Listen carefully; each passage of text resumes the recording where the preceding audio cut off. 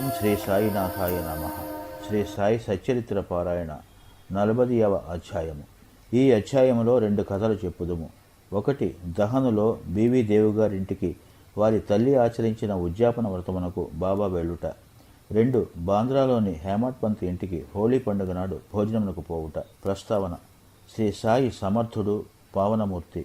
తన భక్తులకు ఇహపర విషయములందు తగిన సలహాలనిచ్చి జీవిత పరమావధిని పొందినట్లు చేసి వారిని సంతోషపెట్టును. సాయి తన హస్తమును భక్తుల తలపై పెట్టి తమ శక్తులను వారిలోనికి పంపించి భేదభావను నశింపజేసి అప్రాప్యమును ప్రాప్తింపచేయును. వారు తమ భక్తుల ఏడ భేదము లేక తమకు నమస్కరించిన వారిని ఆదరముతో హక్కును చేర్చుకున్నటి వారు.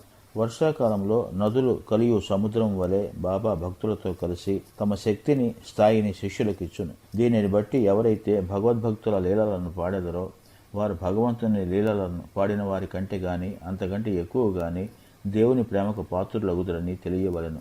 ఇక ఈ అధ్యాయంలోని కథల వైపు మరలుదము. దేవుగారింట ఉద్యాపన వ్రతము. దహనులో బీవీ దేవుగారు మామలతదారుగా ఉండెను. వారి తల్లి 25-30 నోవులు నోచెను. వాని ఉద్యాపన చేయవలసి ఉండెను. ఈ కార్యములో 100-200 మంది బ్రాహ్మణులకు భోజనం పెట్టవలసి ఉండెను. ఈ శుభకార్యమునకు ముహూర్తము నిశ్చయమయ్యను. దేవుగారు బాబాసాహెబ్ జోగు గారికి ఒక లేఖ రాసిరి. అందులో బాబా ఈ శుభకార్యమునకు దయచేయవలయుననియు వారు రాకున్నచో అసంతృప్తికరముగా ఉండుననియు వ్రాసెను. జోగు ఆ ఉత్తరము చదివి బాబాకు వినిపించెను. మనఃపూర్వకమైన విజ్ఞాపన విని బాబా ఇట్లనెను: నన్నే గుర్తుంచుకున్న వారిని నేను మరవను. నాకు బండి గాని, టాంగా గాని, రైలు గాని, విమానము గాని అవసరం లేదు. నన్ను ప్రేమతో పిలిచివారి యొద్దకు నేను పరుగెత్తిపోయి ప్రత్యక్షమయ్యదను. అతనికి సంతోషమైన జవాబు వ్రాయము. నీవు, నేను, ఇంకొకరు సంతర్పణకు వచ్చేదమని వ్రాయము. జోగు బాబా చెప్పినది దేవుకు వ్రాసెను. దేవుగారెంతో సంతసించిరి. కానీ బాబా రహతా, రుయి, నీమగాం దాటి ప్రత్యక్షముగా ఎక్కడికి పోరని ఆయనకు తెలియను. బాబాకు అవశ్యమైనదేమీ లేదు. వారు సర్వంతర్యామి ఎగుటచే హఠాత్తుగా ఏ రూపమున ఆయన వచ్చి తమ వాగ్దానమును పాలించవచ్చునని అనుకునేను. ఉద్యాపనకు కొద్ది రోజుల ముందుగా బెంగాలీ దుస్తులను ధరించిన సన్యాసి ఒకడు గో సంరక్షణకై సేవ చేయుచు దహను స్టేషన్ మాస్టర్ వద్దకు చందాలు వసూలు చేయి మిషతో వచ్చాను. స్టేషన్ మాస్టర్ ఆ సన్యాసిని ఊర్లోనికి పోయి మామలతదారిని కలుసుకొని వారి సహాయంతో చందాలు వసూలు చేయమనెను. అంతలో మామలతదారే అతడికి వచ్చాను. స్టేషన్ మాస్టర్ సన్యాసిని దేవుగారికి పరిచయం అమర్చాను. ఇద్దరూ ప్లాట్ఫారం మీద కూర్చుండి మాట్లాడిరి. అప్పుడు దేవ్ ఊరిలో ఏదో మరొక చందా పట్టి రావు సాహెబ్ నరోత్తమ శెట్టి నడుపుచుండడిచే ఇంకొకటి ఇప్పుడే తయారు చేయుటకు బాగుండదని చెప్పి 2 లేదా 4 మాసముల పిమ్మట రమ్మని చెప్పాను. ఈ మాటలు విని సన్యాసి అచట ఉండిపోయాను. 1 నెల పిమ్మట ఆ సన్యాసి ఒక టాంగాలో వచ్చి 10 గంటలకు దేవుగారి ఇంటి ముందర ఆగాను. చందాల కొరకు వచ్చినేమో అని దేవ్ అనుకున్నాను. ఉద్యాపనకు కావలసిన పనుల్లో దేవుగారు నిమగ్నులై ఉండటం చూసి తాను చందాల కొరకు రాలేదనియు భోజనమునికై వచ్చి తినని సన్యాసి చెప్పాను. అందుకు దేవు, మంచిది, చాలా మంచిది, మీకు స్వాగతం, ఈ గృహం మీదే అనెను. అప్పుడు సన్యాసి, 2 కుర్రవాళ్ళు నాతో ఉన్నారు అనెను. దేవు, మంచిది, వారితో కూడా రండు అనెను. ఇంకా 2 గంటల కాలపరిమితి ఉండుడిచే వారి కొరకు ఎచ్చడికి పంపవలెనని అడిగాను. సన్యాసి ఎవరినీ పంపనవసరం లేదనియు తామే స్వయముగా వచ్చేదమనియు చెప్పాను. సరిగా 12 గంటలకు రమ్మని దేవు చెప్పాను.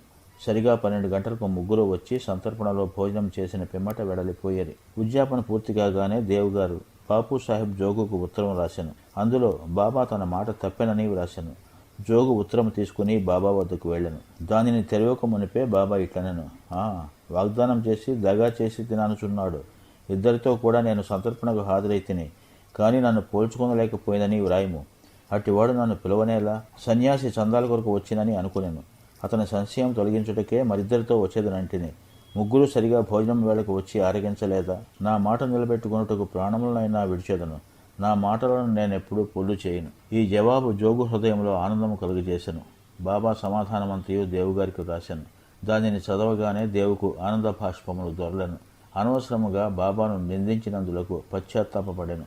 సన్యాసి మొదటి రాకచే తాను ఎట్లు మోసపోయినో, సన్యాసి చందాలకు వచ్చుట, మరిద్దరితో కలిసి భోజనమునకు వచ్చేదనన్న మాటలు తాను గ్రహింపలేక మోసపోవట మొదలైనవి అతనికి ఆశ్చర్యం కలుగజేసింది. భక్తులు పూర్ణముగా సద్గురువును శరణు వేడినచో వారు తమ భక్తుల ఇండ్లలో శుభకార్యములను సవ్యముగా నెరవేరినట్లు చూసెదరు అన్నది ఈ కథ వల్ల స్పష్టమగుచున్నది. హేమట్ పంత్ ఇంటికి ఫోటో రూపంలో వెళ్ళుట.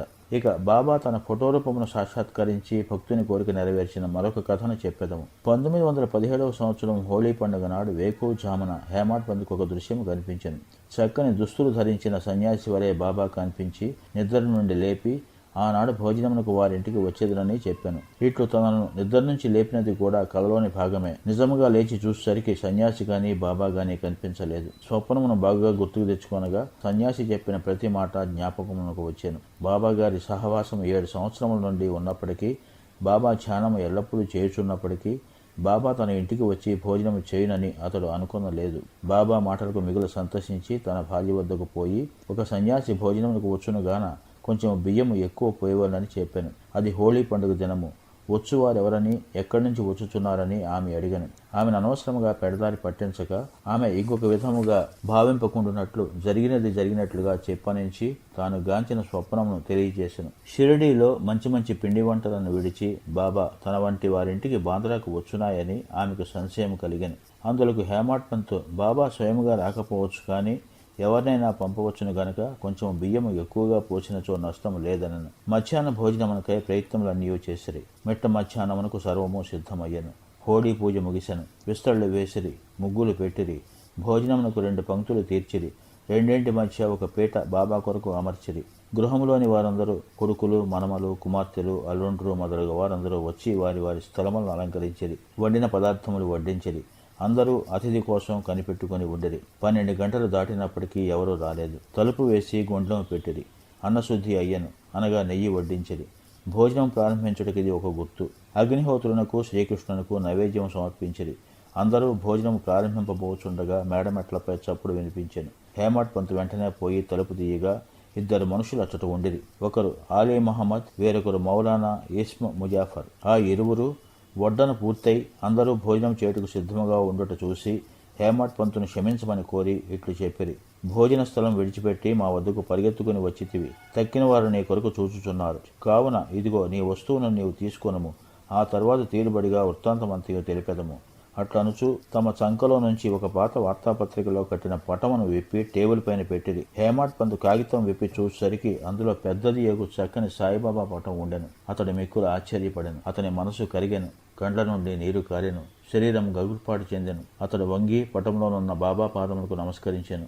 బాబా ఈ విధముగా తన లీలచే ఆశీర్వదించినని అనుకునెను. గొప్ప ఆసక్తితో నీకు ఆ పటం ఎట్లు వచ్చినని అలీ మహమ్మద్ను అడిగాను.